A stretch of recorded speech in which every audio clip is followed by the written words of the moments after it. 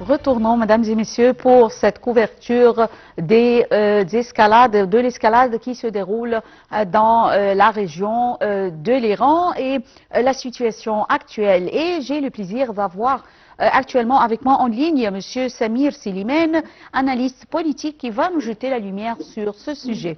Bonjour, M. Samir Slimane, bienvenue. Bonjour et merci à vous. Merci. Bonjour. Merci à vous.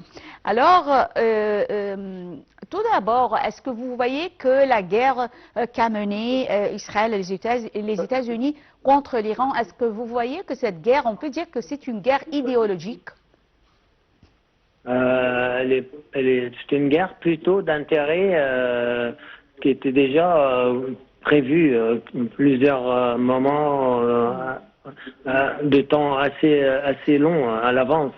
C'est une guerre d'intérêt américano-israélien. On dirait que le but c'est de redessiner le Moyen-Orient à nouveau, oui. Comme il y avait on va redessiner les cartes de la région en fonction de leur juste point de vue.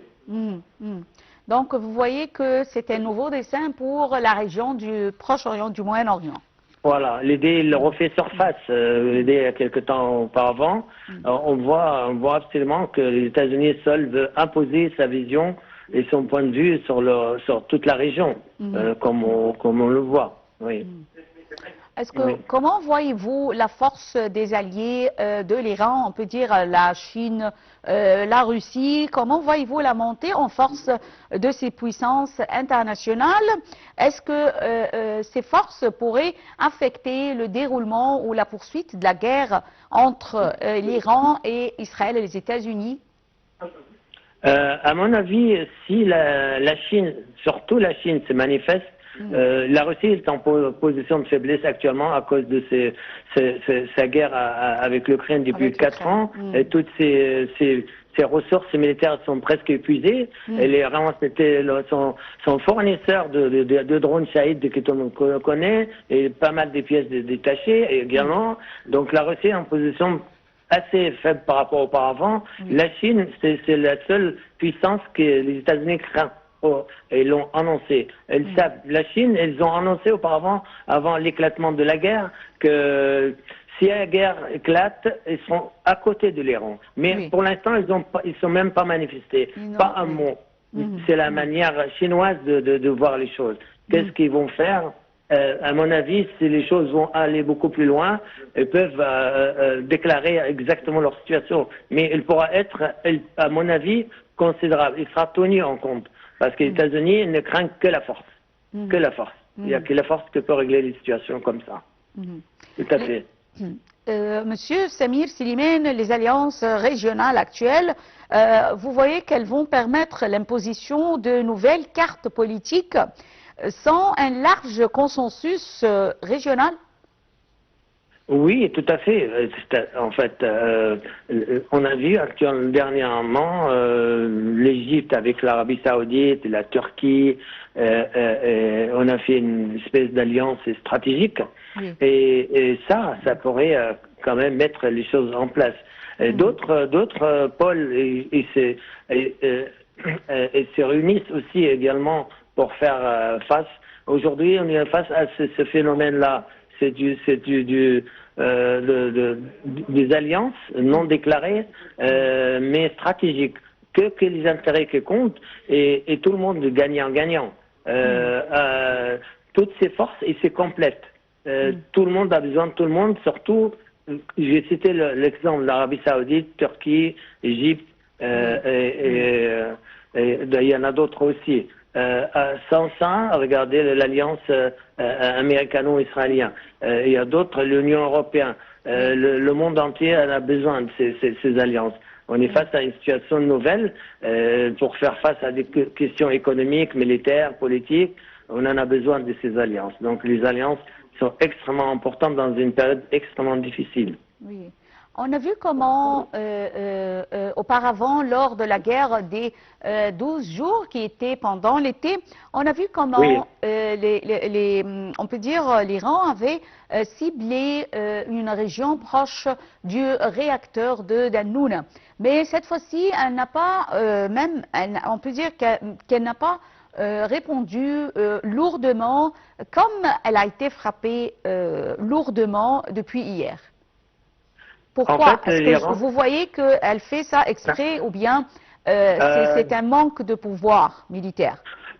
Il est possible que l'Iran, ils vont monter en puissance pour ne pas brûler toutes leurs cartes, comme c'est la règle stratégique dans une guerre de cette ampleur. Et ils ont d'autres ressources.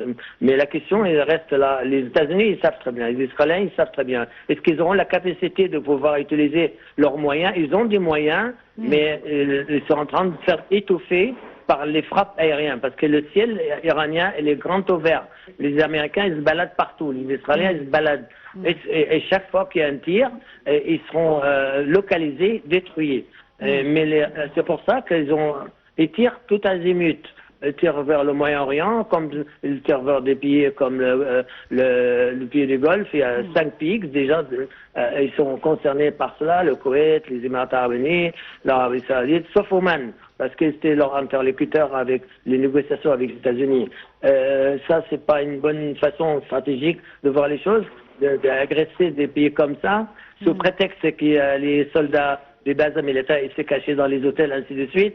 Mais ça retourne la position de ces pays contre l'Iran. L'Iran n'a pas besoin des ennemis complémentaires ou supplémentaires.